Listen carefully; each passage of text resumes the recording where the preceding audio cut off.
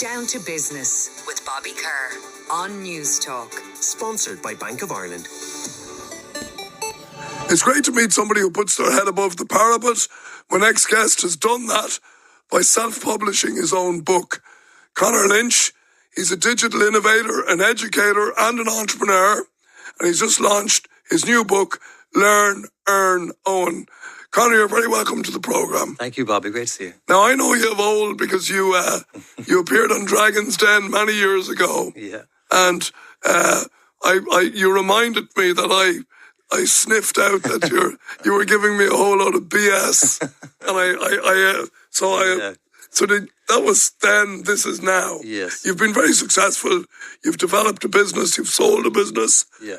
But your new energy is going into, I suppose, people's career and how different things are now to the way they used to be. And maybe a couple of things that I noted in the book.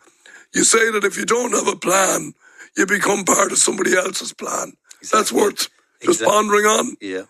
The next one I wanted to talk about was 85% of people are disengaged at work. Like, that's 85% is a huge number. Yeah.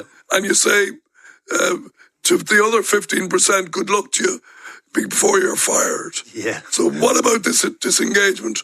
Let's talk about that first. Yeah, so these are people who are lucky enough to have work. So these figures are from Gallup, and it's annual research, global research. So 85% is capture all. There's somewhat or very or a little. They're disengaged at work. So it's a very very worrying number, and it's very consistently around that very high level. So that was one of the things that struck me when I started looking in around careers, that my God, so many people don't like what they do. Like, I always liked what I did, and I think you like what you do as well. It's it's very, very important that you like what you do, because you spend so much time at it. And you don't want to be having this Sunday evening dread.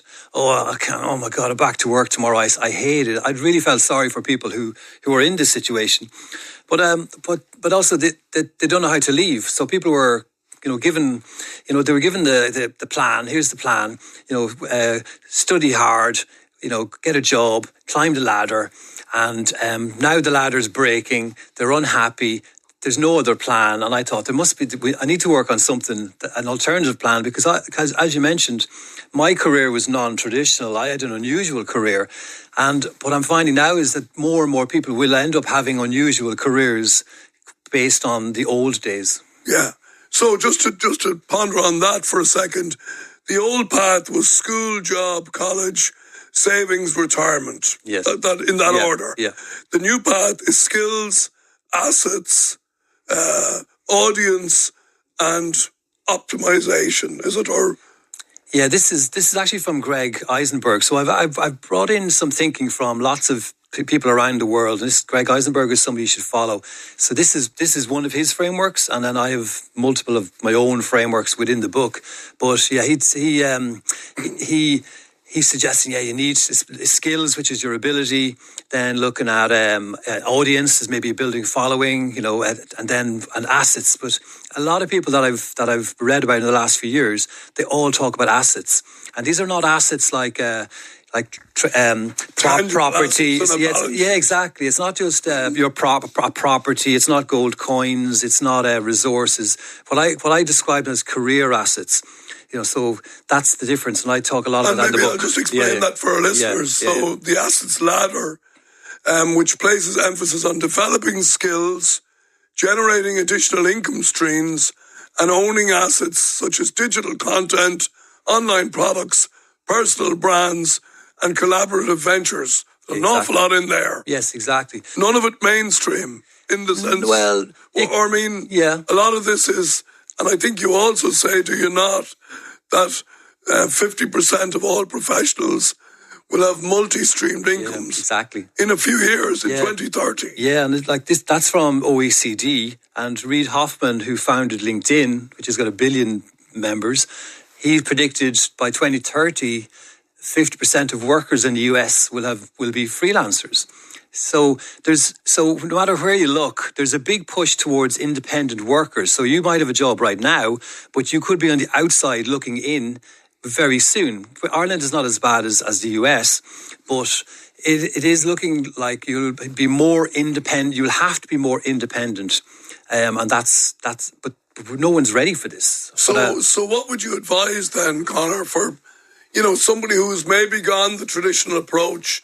They went to college, they've got a job in a tech company, for instance. They're doing well. Yeah. All seems good, but someday they're going to get an email potentially to say it's all over, and that happens with more and more frequency these days. It is, yeah. And what's accelerating that now is the advent of AI and AI automation of different tasks. So that particular guy or lady, etc., is halfway up the career ladder, quite comfortable. So I say you should, as the Chinese proverb goes, you should dig a well before you get thirsty, and start planning now. Now, what you described, the career assets, it sounds like a lot, but I'm all about experimenting, trying something small. What's the smallest possible thing you could do to develop a career asset? And it could be updating your LinkedIn page. It could be, creating a little personal brand logo. It could be thinking about a personal website. It could be creating occasional, content on a newsletter that you send out to your network.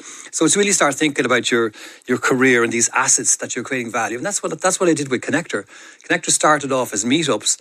For me, the first one was 12 mates of mine, and let's meet up and talk about business and entrepreneurship and digital. And then it started to grow, and then it grew even more. And then it was a blog, and then I pitched it to you on Dragon's Den. I gave you half the idea because I had a job at the time. It was a side hustle, so I didn't want to get fired. So it's all about experiment, and you can do small little experiments, and the book is full of them. Yeah, so this is, again, people should start thinking maybe about, I suppose, let's call it alternative income. Yeah, exactly. So if I'm in a job and I'm being well paid, there's nothing, and I'd say I'm a code writer or something. Exactly. Yeah. There's nothing to stop me. And again, you're not being disloyal to your employer. No. You're just building up career assets, an arsenal of both skills and hopefully income. Yeah, and I've talked to people that are like writers for different publications, and I'm saying you should have your own personal brand. Bring some of your writing out onto your own website, because it makes you more powerful in your job because you have your audience. You have, you're making yourself look more independent, so they're more likely to look after you. What do you make of, I suppose careers that weren't there 10 years ago, such as social media influencers and that? Yeah. Is that the kind of thing that somebody who was maybe working in fashion could do on the side? Yeah, but it's for some people, but it's not for everybody. I used to network like a lunatic back in the day, and I used to be putting out lots of content, but it's not really me, so I don't do it. I don't do it much now. So it's not for everybody. Some people might want to stay behind the camera and not just focus on being an influencer, because it's not for everybody. But it could be creating thoughtful content, written content. Substack is very, very popular now for people getting long form ideas out. It could be that you're sitting on a mountain of knowledge, as Daniel Priestley puts it. You know so much from your career. Why not package that up and maybe release it as in a newsletter or in a little ebook or a how-to guide? That's what a lot of people are doing. They're sharing what they already know, but it's not about becoming an influencer. I think this is a really, really thought-provoking book. Even if you've got kind of no idea of what you might want to do next or how you might create. So it's provocative in the sense it gets you thinking about maybe what skills do I have to offer. Exactly. All right. The book is called Learn, Earn, Own. The author is Conor Lynch. Good luck with it, Conor, and thanks for coming in today. That's great. Thank you very much. Down to Business with Bobby Kerr. Sponsored by Bank of Ireland. Saturday morning at 8. Newstalk. Conversation that counts. If you're concerned about the future of work, I highly recommend you learn more skills, earn more income and own more assets.